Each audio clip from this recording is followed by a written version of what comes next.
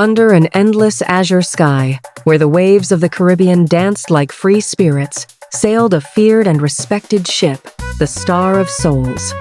On board was a crew of pirates unlike any other men and women, bound not only by gold and adventure, but by an ancient belief inherited from the islands. Their captain, Amara the Silent, wore around her neck a talisman of polished bone, carved with mysterious symbols. It was said to have belonged to a vanished priestess, one who could speak to the spirits of the sea. Amara rarely spoke of her past, yet her eyes seemed to hold storms and ancient secrets. The crew lived in a strange harmony, between joyful songs at sunset, rhythmic dances on deck, and stories told by the elders. A deep spirituality united them. Every full moon, they offered rum and flowers to the sea, whispering prayers to calm the unseen spirits that, according to them, guided their fate. One evening, as mist swallowed the horizon, something strange happened. The sea became suddenly calm, too calm. Even the wind seemed to hold its breath. In the distance, an island appeared, one no one had ever seen before, an island that, according to legend, revealed itself only to souls destined to face their truth. Despite the fear, Amara ordered them to land. The moment they set foot on the island, a strange feeling overwhelmed the crew. The trees seemed to whisper, the shadows moved on their own. Each pirate began to hear familiar voices, lost loved ones, buried memories, old regrets.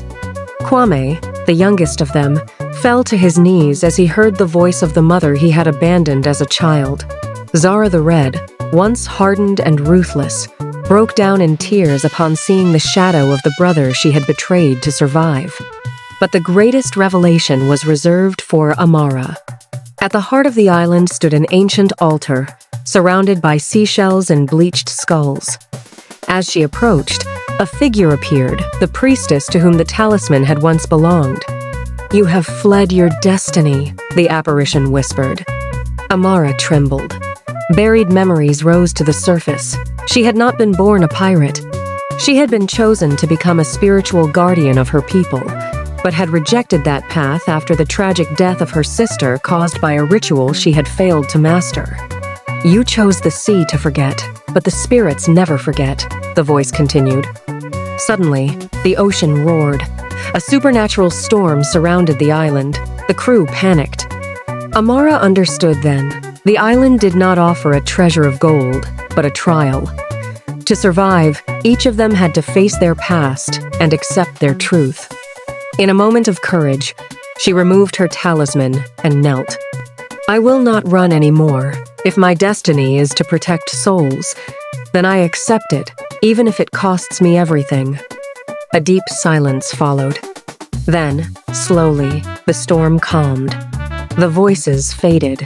The island began to disappear, like a dream at dawn. When the crew opened their eyes, they were back at sea, under a clear sky. But something had changed. Kwame decided that one day he would return to find his family. Zara, once cold and ruthless, became the protector of the weak aboard the ship.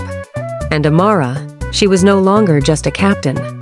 She became a spiritual guide, connecting her crew to the unseen forces she had long feared. Their ship continued to sail, but now they no longer sought only treasure, they sought meaning. Moral: you can run from your past and your responsibilities, but sooner or later, the soul demands truth and reconciliation. True courage is not conquering the world, but facing what lives within us.